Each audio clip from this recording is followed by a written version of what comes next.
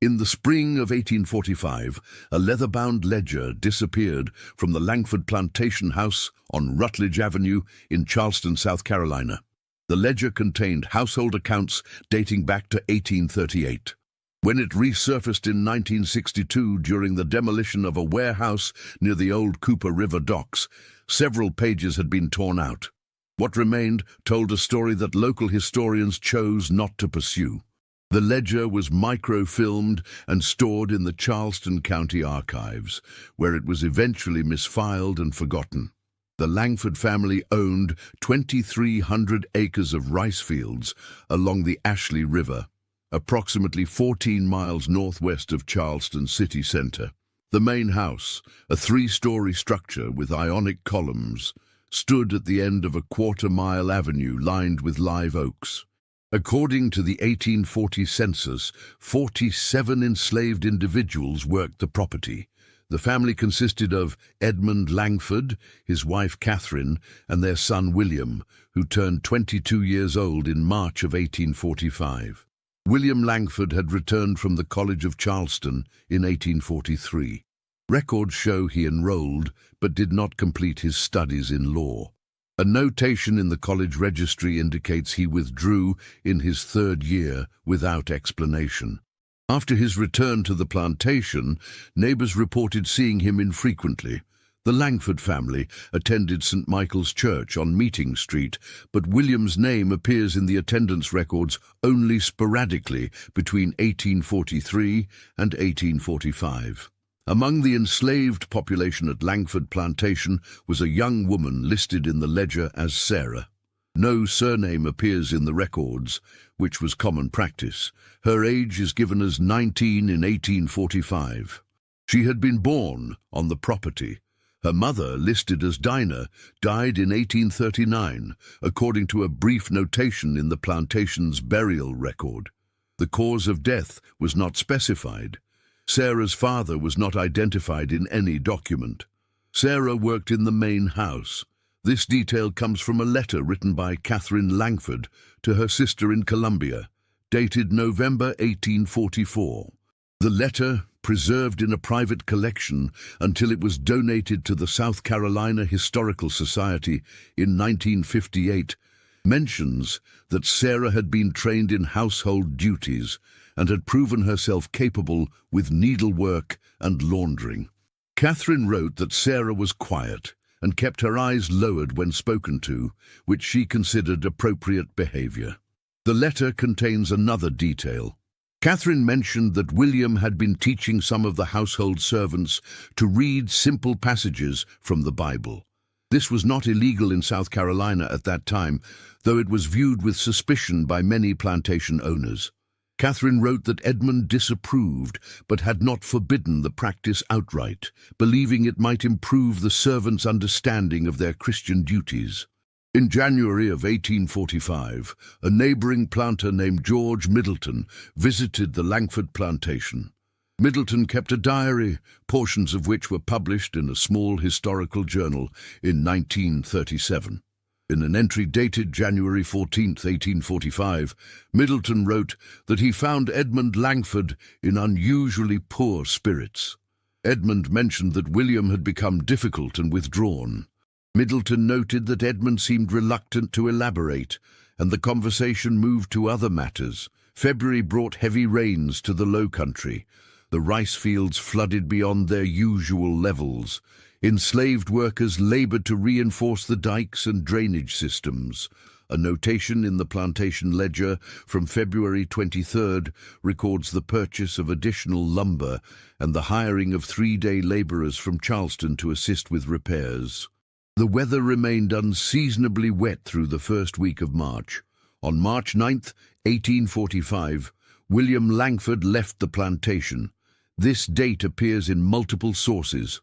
A receipt from the Charleston Harbor Master's office shows that William purchased passage on a merchant vessel called the Meridian, bound for Savannah, Georgia. The receipt is dated March 9th. The ship's manifest, preserved in the Georgia Historical Society archives, lists William Langford as a passenger who boarded that morning. The vessel departed at 11 o'clock. What the manifest does not show is that William travelled alone. However, a dock worker's testimony recorded weeks later by a Charleston constable states that a young woman accompanied William that morning. The worker described her as light-skinned, wearing a blue cotton dress and a bonnet that obscured much of her face. He said William kept his hand on her elbow as they walked up the gangplank. The worker assumed she was William's wife, or perhaps a sister.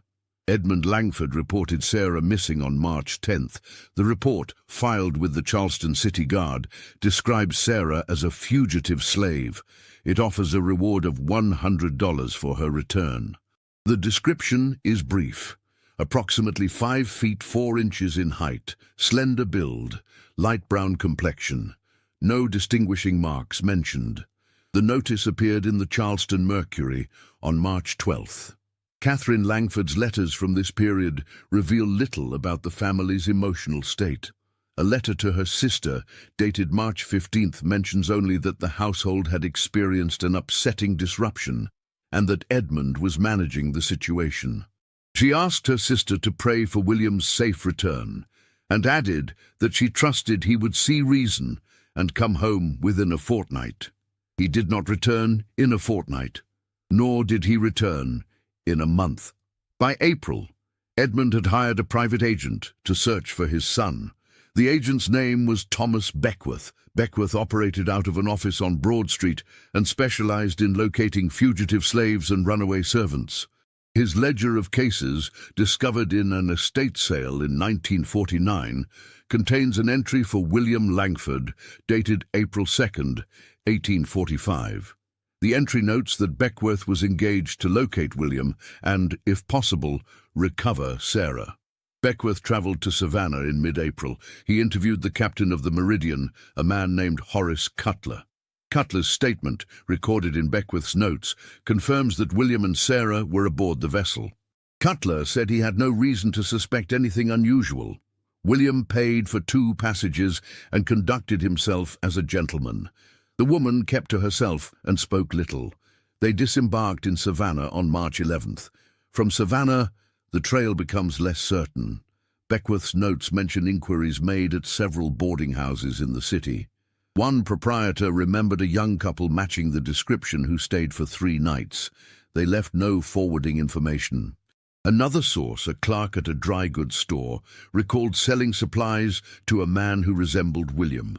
The man purchased traveling provisions, salted meat, hardtack, a length of rope, and 2 wool blankets.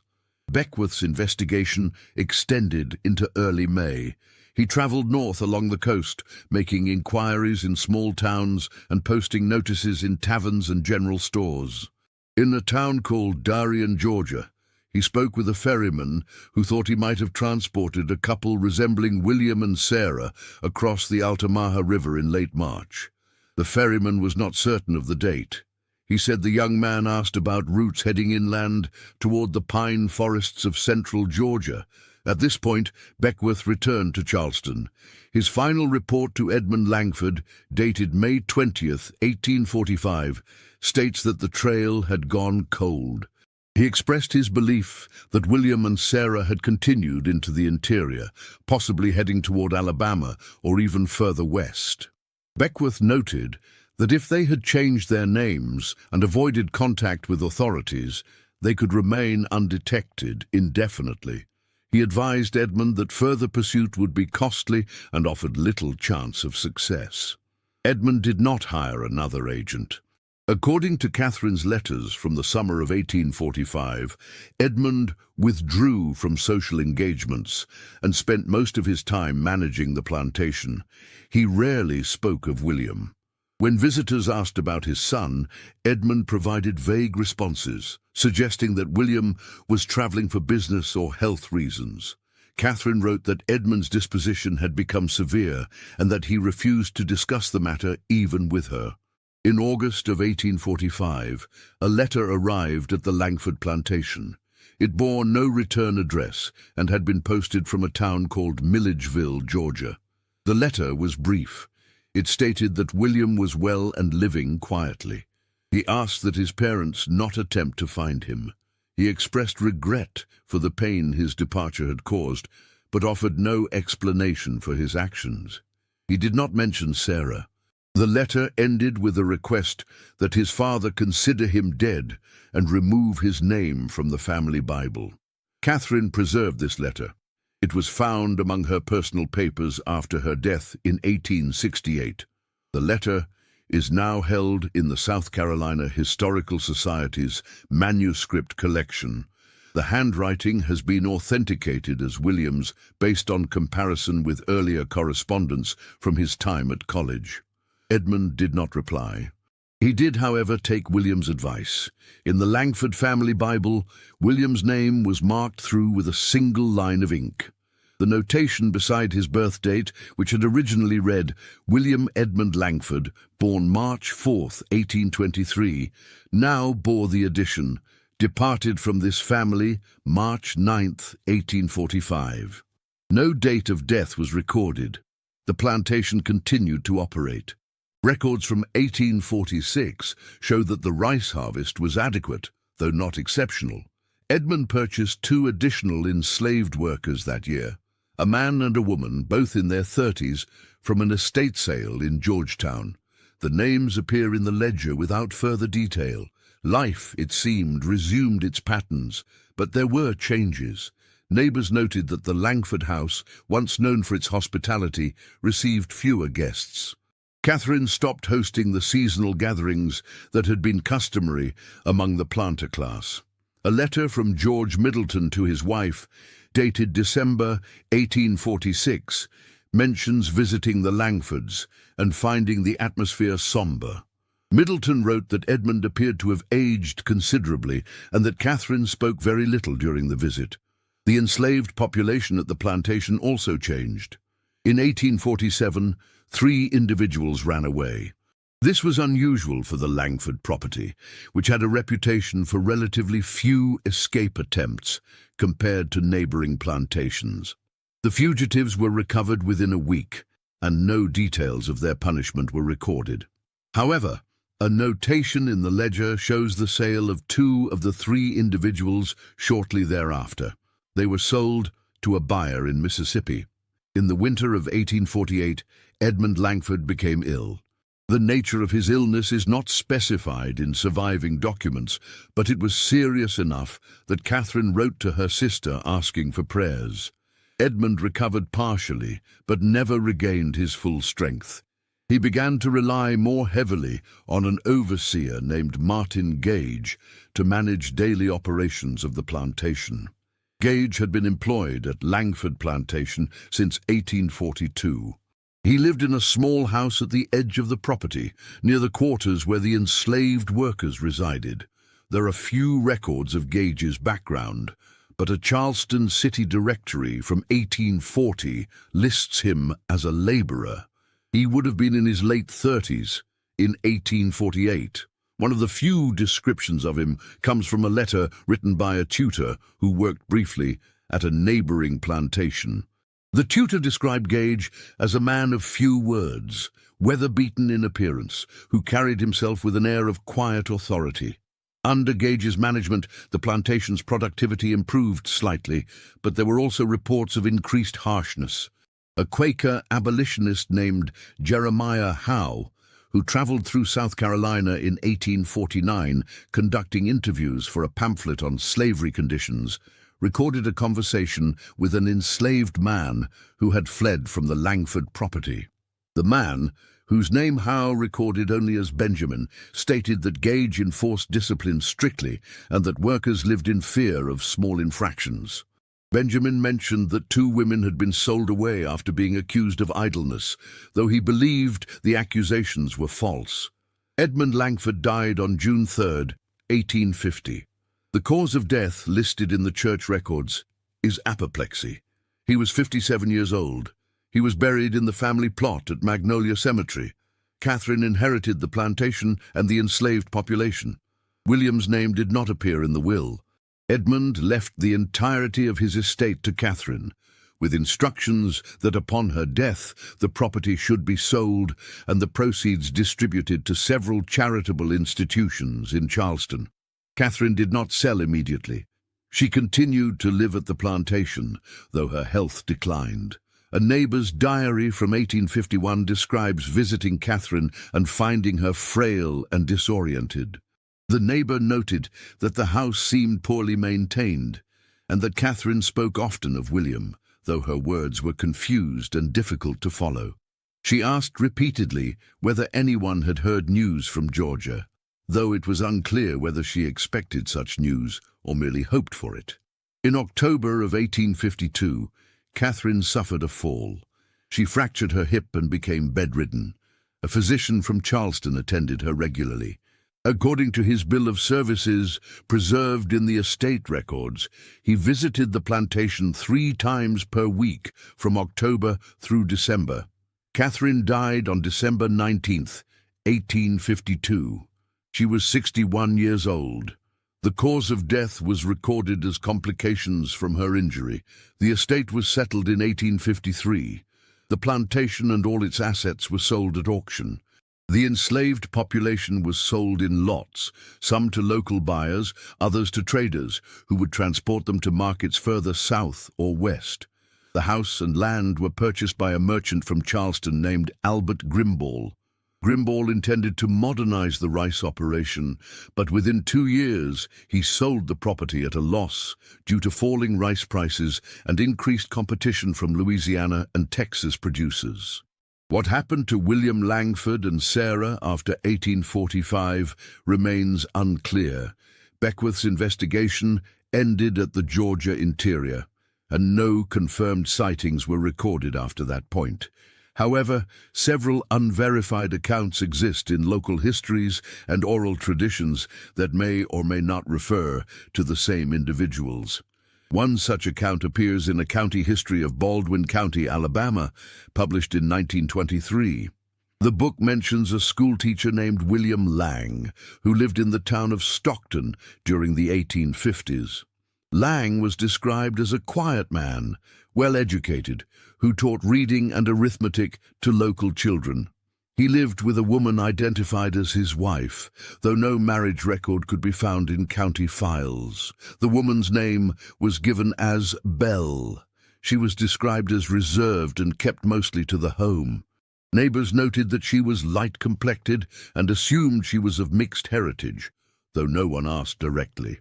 The account states that Lang and Bell left Stockton sometime around 1859.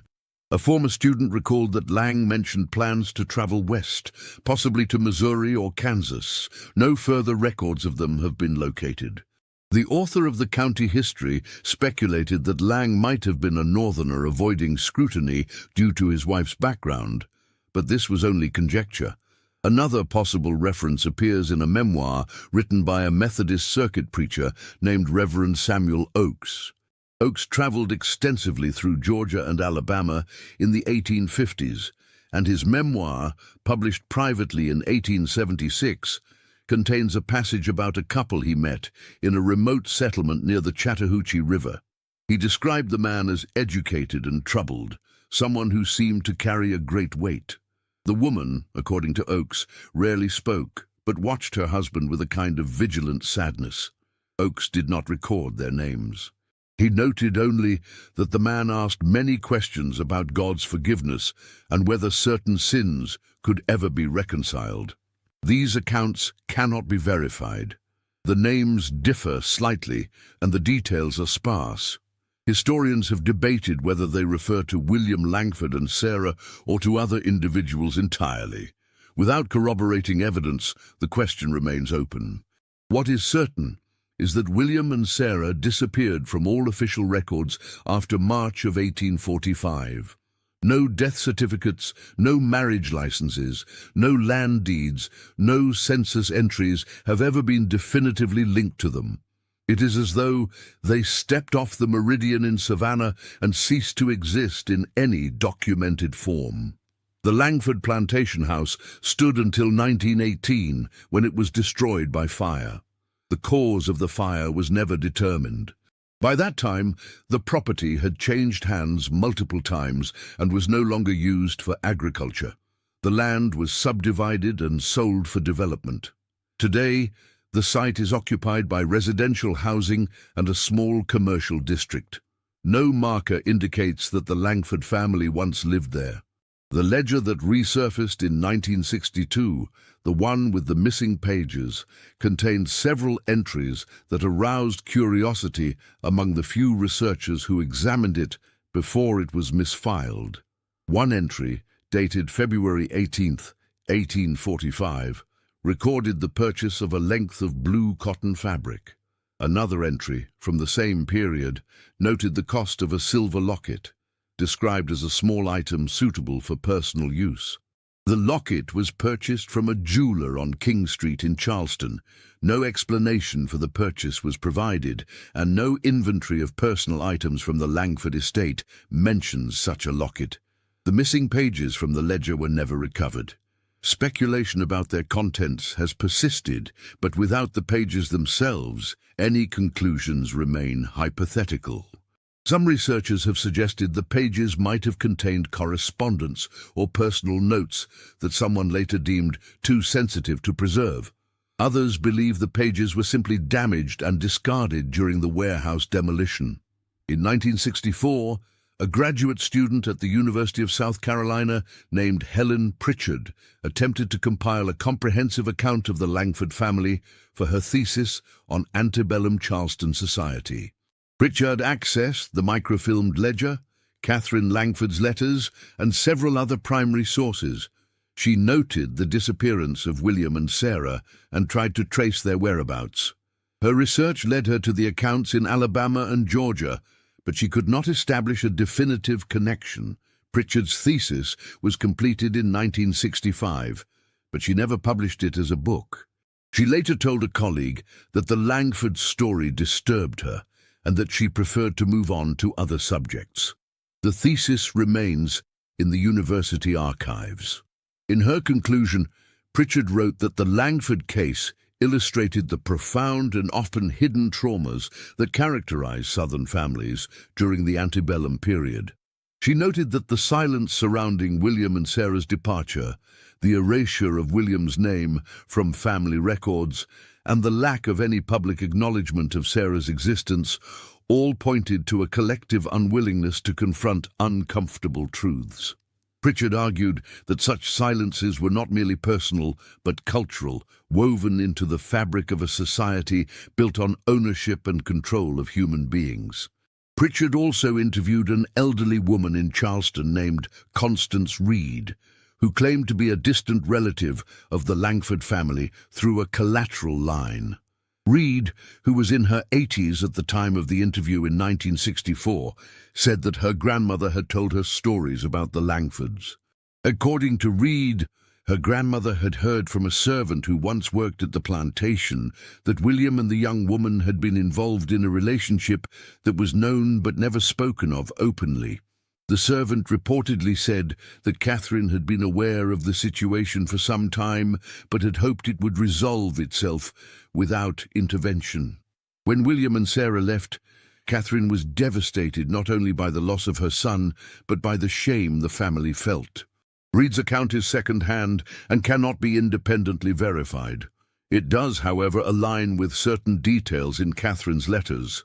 In a letter to her sister dated April 1845, Catherine wrote, "I fear we have been blind to what was growing beneath our roof. Edmund believes that severity might have prevented this, but I wonder if kindness would have served us better. We shall never know now." The nature of the relationship between William and Sarah can only be inferred from these fragments. No love letters survive, no diary entries explicitly describe their feelings for one another. The historical record offers only absence and implication. What is clear is that two individuals chose to leave behind everything familiar, to step into uncertainty and danger, for reasons they did not fully explain to those they left behind. The journey they undertook would have been fraught with peril. A white man traveling with a woman who could be identified as formerly enslaved would have attracted attention and suspicion. In the years leading up to the Civil War, laws governing the movement of enslaved and free black individuals were increasingly stringent. Slave patrols operated throughout the South, checking papers and questioning travelers.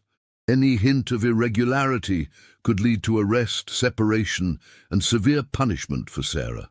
If they reached Alabama or another western state, they would have needed to construct new identities. William, coming from a prominent family, would have had to sever all ties to his former life. He could not use his real name, could not write openly to family or friends, could not return to South Carolina without risking exposure. For Sarah, the danger was even greater. Without free papers, she was always at risk of being apprehended and returned to slavery. The psychological toll of such a life can scarcely be imagined. To live in constant vigilance, to suppress one's history, to move through the world as someone other than oneself, these are the conditions of exile and erasure. Whether William and Sarah found any measure of peace or happiness in their chosen path is unknown. The fragments that survive suggest a life lived in the margins, away from public record and communal memory. In Charleston, the silence that surrounded their departure deepened over time. By the 1860s, few people outside the immediate family remembered the circumstances.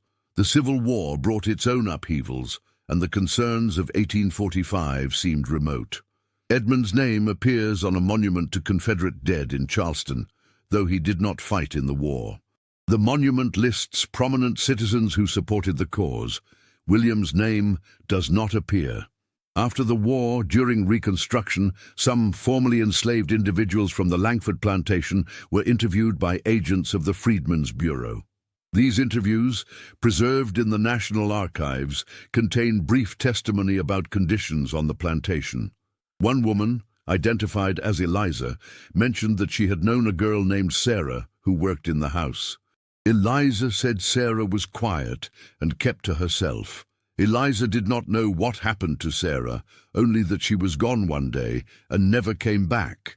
Eliza assumed Sarah had run away, but no one spoke of it openly at the time. Another interview with a man named Isaac contains a cryptic statement. Isaac said that some people on the plantation believed Sarah had been helped to escape by someone from the big house. He did not elaborate, and the interviewer did not press him for details.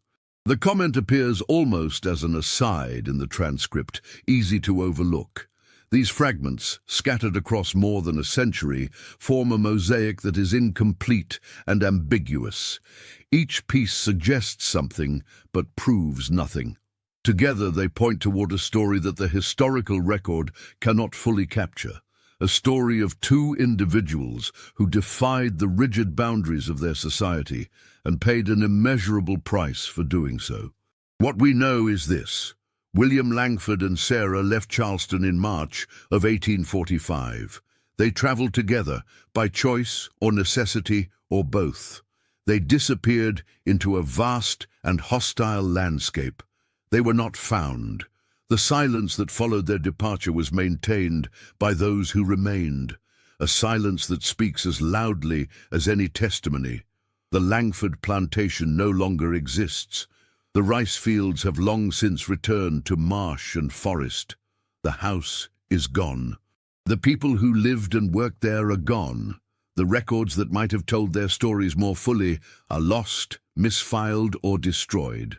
What survives are fragments, a ledger with missing pages, letters that hint at pain, a name crossed out in a family Bible, unverified accounts from distant places. In 1968, Helen Pritchard returned to Charleston for a conference. She visited the site where the Langford house had stood. She found only a residential street with modest homes and a small park. She later wrote in a personal journal that standing there in the heat of a Carolina summer afternoon, she felt a profound sadness. She wrote, "The ground remembers nothing. The trees do not speak.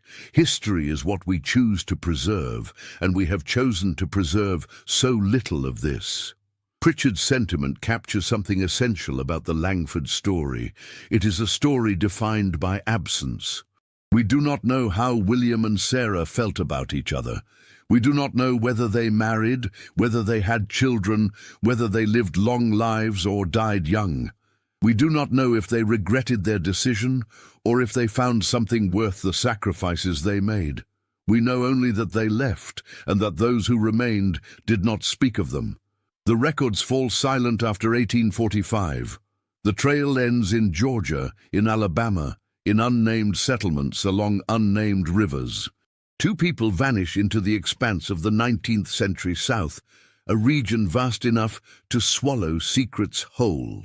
What happened to them is lost to time, or perhaps was never recorded at all. And so we are left with questions.